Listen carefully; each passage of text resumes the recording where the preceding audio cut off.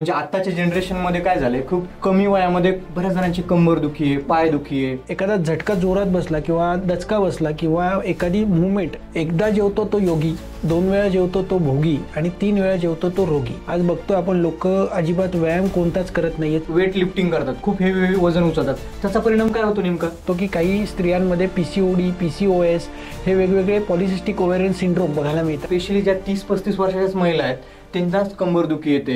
बऱ्याच वेळा मणका एकमेकाला घासला जातो ओव्हरवेट उचलल्यामुळे आणि तिथे मणक्याची चकती आहे ती पूर्ण बाहेर येते. काही लोकांची मान ही पुढे येते सतत पीसीचा वापर करून. होतं की आता ऑफिसमध्ये पण तुम्ही बघता की 7-8, 10-10, 12-12 तास लोक एकाच जागेवर बसून आहेत. गजरा घालणं याच्यामुळे स्त्रियांचे हार्मोन सिक्रीट चांगले होतात. बोनची किंवा हाडाचे असं काही साईड नाही. ते बरेच जण मसाज करतात. झोप होणं हे खूप महत्त्वाचं आहे, कारण ते अमृत आहे. मसाज हा हलक्या हाताने पाहिजे, मीडियम प्रेशर पाहिजे, की असंही नको की एखादा लिगामेंट तुम्ही तोडून टाकलाय. जे लहान मुलं आहेत त्यांना मसाज केले जाते, तेलाने मसाज केले जाते.